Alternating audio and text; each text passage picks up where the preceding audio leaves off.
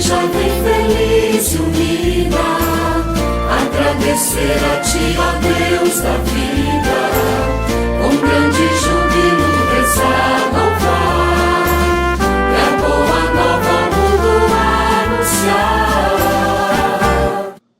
Olá, meus irmãos, minhas irmãs, muito bom dia. Segunda-feira, dia 25 de agosto. Aqui estamos mais uma vez com nossa comunidade em oração, agradecidos a Deus, depois de um final de semana, um domingo na presença do Senhor, vivenciando as alegrias da vida da comunidade. Como é bom a gente poder partilhar aquilo que somos, aquilo que temos, diante dos irmãos e irmãs.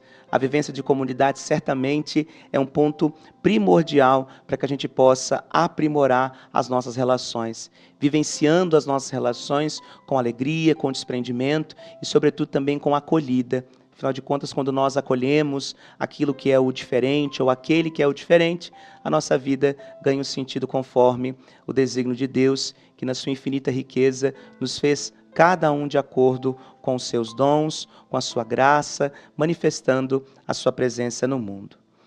Diariamente você se depara com pessoas das mais variadas etnias, raças e camadas sociais. Lembre-se de que perante Deus todos são iguais. Por isso, você precisa ter para com todos respeito, consideração e reverência. Não se esqueça de que os seres humanos trazem em seu interior a capacidade de superação de conflitos em prol de uma sociedade mais justa e igualitária para todos.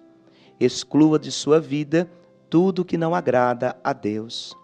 Eis o Deus que me salva, eu confio e nada temo.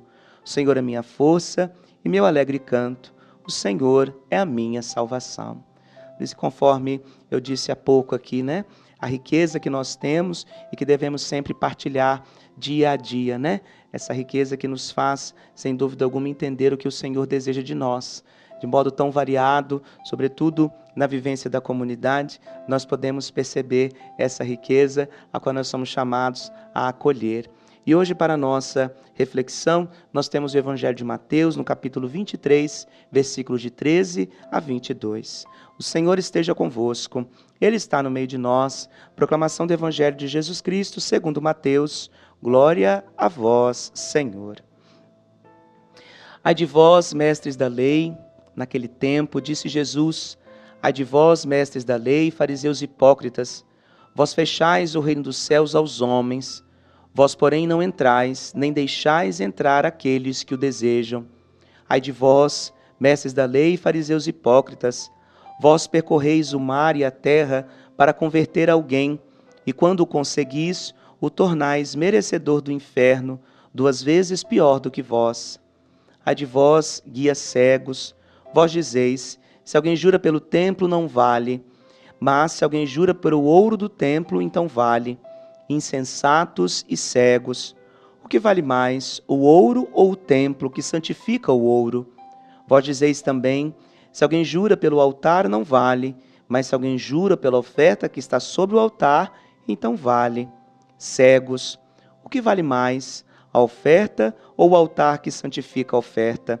Com efeito, quem jura pelo altar, jura por ele e por tudo que está sobre ele, e quem jura pelo templo, jura por ele e por Deus que habita no templo. E quem jura pelo céu, jura pelo trono de Deus e por aquele que nele está sentado. Palavra da salvação. Glória a vós, Senhor. Aqui, meus amados irmãos e irmãs, nós iniciamos essa reflexão com aquilo que nós entendemos e dizemos da coerência de vida. Os fariseus e os mestres da lei, eles não tinham uma coerência concreta de vida, porque eles sabiam o que era preciso, rezavam, eram conhecedores da regra, da lei, da norma, porém, no entanto, eles acabavam tornando a vida dos outros impossíveis. Talvez aquilo que nós olhamos nos dias de hoje e vemos que alguns irmãos nossos fazem com maestria, né? Tem gente que parece que nasceu para poder dificultar a vida do outro, dizendo que o outro, por vezes, é pecador e não merece perdão, dizendo que o outro é alguém que deve ser repudiado e assim por diante. Nós, muitas vezes, carecemos de um entendimento, de uma boa consciência de que a pessoa humana é o lugar mais bonito do encontro com Deus. de que a pessoa humana, em sua essência, é o lugar que nos manifesta Deus por excelência. Podemos encontrar Jesus nos sacramentos, em muitos lugares, em muitos modos, sobretudo na criação que nos é dada como dom e como graça. Só que tudo a partir da pessoa humana, porque foi para a pessoa humana que Jesus veio, inclusive para poder resgatar e para poder colocar de volta no centro. Só que aqui, os fariseus e os mestres da lei acabam muitas vezes se amparando em questões externas, em questões materiais, e não naquilo que é a espiritualidade, o desprendimento, o discernimento da pessoa com Deus. Quando nós participamos da vivência comunitária, o que mais importa é o nosso coração voltado para o Senhor.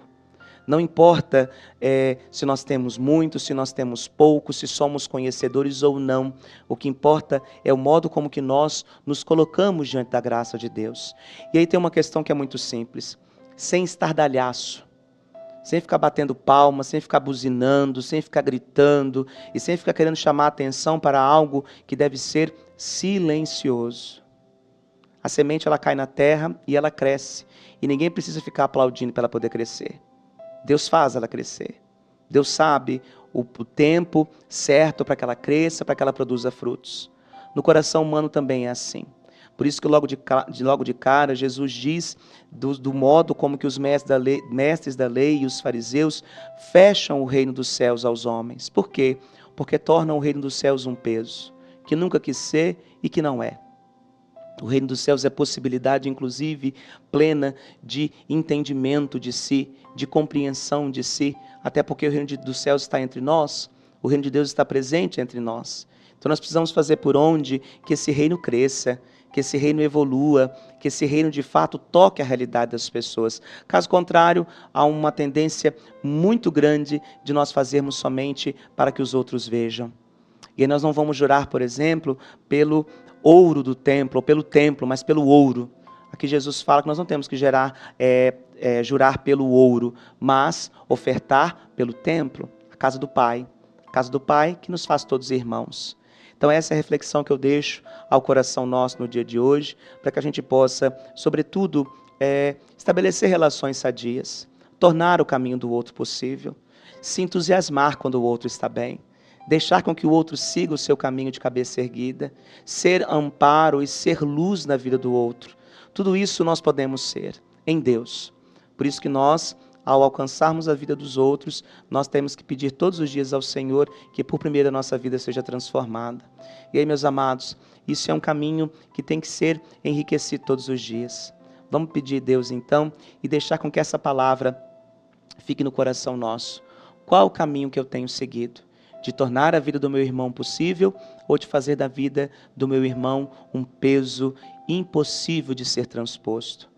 Acho que valeria a pena a gente pensar e, sobretudo, colocar a nossa vida em oração diante da graça do Senhor. O Senhor esteja convosco, Ele está no meio de nós. Por intercessão de São Pedro, abençoe-vos o Deus Todo-Poderoso, Pai e Filho e Espírito Santo. Amém. Louvado seja o nosso Senhor Jesus Cristo, para sempre seja louvado. Uma excelente segunda para você e até amanhã. Tua igreja, Senhor.